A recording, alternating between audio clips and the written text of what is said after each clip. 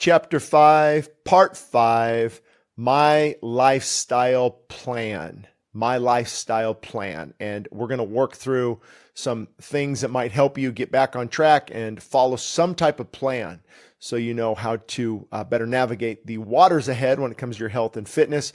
First, I'm going to talk about what did my blood say about healthy choices before the fast and after the fast. What did my blood say about healthy choices? It's important to do your blood work and to have your physician look it over and let you know how you're looking. Before releasing this book back in 2018, I asked my doctor to order a blood panel. Now, this was my opportunity to ask many lingering questions to him, but also my chance to get many of my lingering questions to myself answered about what was going on with my blood, because it really reveals a lot. I want to see on paper what's going on.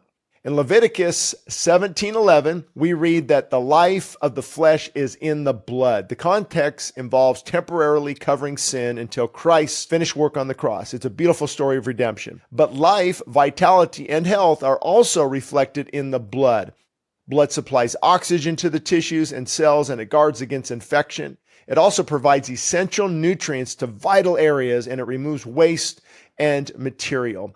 Something to note is fasting is really, really good for your blood, not just the blood overall, but also the plaque that is building up and removing that and things like that. Granted, it's impossible to get a perfect picture of what's going on through blood work alone, but a thorough blood panel can offer a panoramic view of what is taking place inside the body. The more your doctor can see, the better. For example, if I notice low blood platelet counts, I look at my diet. Am I getting enough vitamin B12 through meat and dairy or supplementation? Those who avoid meat and dairy often struggle with low levels of vitamin B12 and iron and things like that. They even have a low blood platelet count and a high MPV count. This often means that bone marrow is producing platelets at a rapid rate. Foods containing B12 can also help offset this, as can supplementation. In addition to vitamins, I also look at things as other things with fatty acids and hormones and cholesterol and things like that, your HDL, your LDL levels, triglycerides, and I've talked about that more in this book, so I'm not going to go into detail there. But remember, cholesterol is not bad. The so-called bad cholesterol is really going to the rescue to repair abrasions in your arteries and things like that. So it's not bad. It's when we get too much. What is causing this breakdown? That's really the key to helping figure out what's going on. Triglycerides, to fatty triglycerides in the body, and you want those at a certain level. So our blood speaks volumes if we listen. During the month leading up to this panel, I ate what many consider to be a healthy diet. For 30 days, I had a cup of coffee and a pastry for breakfast to see where things would end up. I also ate vegetables and fruit as well as nuts. I didn't consume a lot of meat or dairy, but I did have healthy chips and crackers each day. For most, I don't recommend this. So my point was I did this kind of like as a test to see, okay, I've got some coffee, some pastry, I'm eating somewhat kind of healthy, and chips and crackers. We talked about vegetable oils already. I wouldn't recommend this, but that's what I did. Things labeled healthy aren't always healthy. Many companies use health-related words for marketing purposes, such as all natural, heart healthy, and gluten-free, which absolutely do not mean a lot whatsoever. So again, read ingredients, know what you're consuming. I recently purchased organic oat milk that had heart healthy written on the front. The ingredients didn't list sugar, but the nutrient facts revealed a whopping 20 grams or 5 teaspoons of sugar in 1 cup. How is that healthy for the heart? Another example, we can go on with thickening agents that are derived from things like seaweed and different things. It might be healthy. The jury's still out on that. You just have to be careful. Most nutritionists recommend avoiding products that contain emulsifiers, which are thickening agents. You'd have to do a little bit of research on that if you want to get more information. I didn't fast during the 30-day period, also leading up to the first blood panel. Changes in my body weight were evident. I gained weight and became anxious and irritable. This diet was also affecting my heart, as evidence in shortness of breath. My workouts and energy suffered as well. Overall, I didn't feel good. I added insult to injury. Many of the things that vanished during the long fast a month prior, such as blurred vision, joint pain, and lower back trouble, quickly returned. To be honest, I didn't want to stop eating this way. Sugar, coffee, and carbs once again became strongholds. But how were they affecting my blood? Did reintroducing a little coffee and sugar and refined oils really make a difference? Those were the burning questions, and I was about to find out. After the initial blood panel came in, I made healthy changes. Plants became my primary source of food, organic, colorful salads, and nuts and fruits. I also consumed a serving or two of organic meat and dairy each day and added a day of fasting.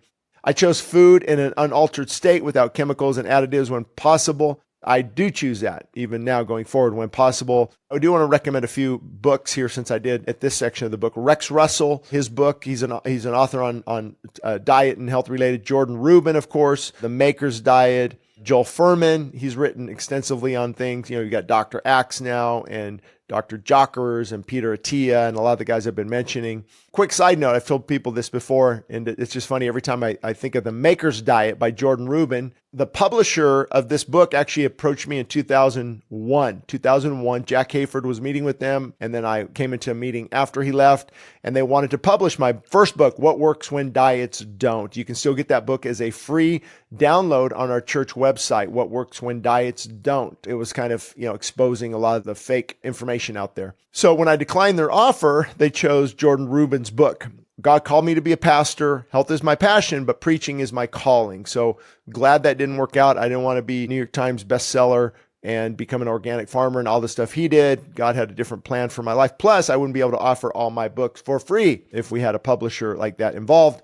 Feasting and Fasting is an abridged version of my diet book, and it contains up-to-date information. So just so you know what you're listening to, or if you're going to be reading, it contains a lot of the same information, but the diet book does get a little bit more extensive. So let's talk about my top 5 blood panel results. Here we go. After following my health plan for just 2 weeks, the results were as follows. My LDL cholesterol dropped from 123 down to 115. Total cholesterol dropped from 192 to 178. So remember, these higher numbers were the result of a bad diet. The good numbers were the result of changing my diet around. Triglycerides dropped from 122 to 78. Cholesterol ratio, which is how they gauge heart health, dropped from 4.2 to a healthy ratio of 3.9. Testosterone rose from 346 to 569, and free testosterone went from 34 to 62. Free testosterone is the testosterone that's available to actually affect activity such as muscle growth. So both increases were encouraging. Quick conclusion. The results could be considered anecdotal since only I was monitoring myself, right? I only monitored myself, didn't throw it out there to a big study. But in as little as 2 weeks, my blood panel showed measurable positive results. Physically speaking, the added sugar, coffee, and refined oils did significantly change that panel. I felt much better when I stopped consuming these products. My attitude improved, and I experienced more energy and deeper sleep, more than ever before. As you keep listening, I know a lot of people are thinking, I'm motivated, what do I need to do? And so I'm going to get into my personal health plan next. I think that will help a lot of people, but I want to give you just 5 takeaways. Begin eating God-given food in moderation. That might mean intermittent fasting. That might mean not eating breakfast. That might mean like what I'm doing now a lot is not going to eat much at night. Just God-given healthy food, not too much. You don't just be satisfied. And then walk a lot more. I'm going to walk here. I'm going to walk there. I'm going to walk at the mall. I'm going to park far away. I'm looking for opportunities to walk instead of opportunities to sit down. Look for opportunities to move more, active with your kids or your grandkids. That's why when people ask, if they need help moving some furniture, it should be something that we look forward to because we're being active. So God-given food in moderation, get outside, get active. And then begin removing vegetable oils, the safflower, sunflower, canola oils. Begin to remove those and instead eat things like avocados. If you need oil, avocado, organic olive oil, cold pressed, so it's not heated and treated. I use coconut oil, olive oil, MCT oil. Moderation, you don't need a lot of oil. Don't have a lot of sugar, and that's really hard. It takes a while, so give yourself a good week and a half, a good 10 days to really get off sugar and processed foods. It'll take time. And you look at the long haul. Okay, I'm not going to feel good for a week or two, but the end result, and you might get on a scale in a week or two and say, I'm not really losing much weight, but look what's happening inside the body. If I'm doing this after 2 weeks, and I'm not losing a lot of weight, or any weight, I should say, it could have to do with you need to increase activity level. the type of activity, the intensity of that. You need to manipulate your caloric intake a little bit more, introduce fasting, maybe a whole 24-hour fast 1 day a week, but there are ways around that. And then enough sleep. You get some good deep sleep, get off of caffeine, at least after lunch. I wouldn't have any, begin to wean off of that so you feel better, deeper sleep, removing a lot of the stress, and believe it or not, hanging around, associating with people who build you up rather than pull you down. Those who pull you down, it's really draining on the body. We get kind of negative. We see what's going on with the news. You know, those people you call, they're always down. They're always negative. It's hard for me to be around those type of people. As we get into my personal health plan next, if you begin doing those 5 things that I'm going to talk about even maybe in more detail, and exercise, of course, resistance training would be good. Even if it's just push-ups or half push-ups, do push-ups on your knees. Get that body moving. That's really the key. We're sitting way, way too much and we're not moving enough and we're not eating what our body needs. We're eating what it wants, but we're not eating what it needs. And that's the deal killer right there.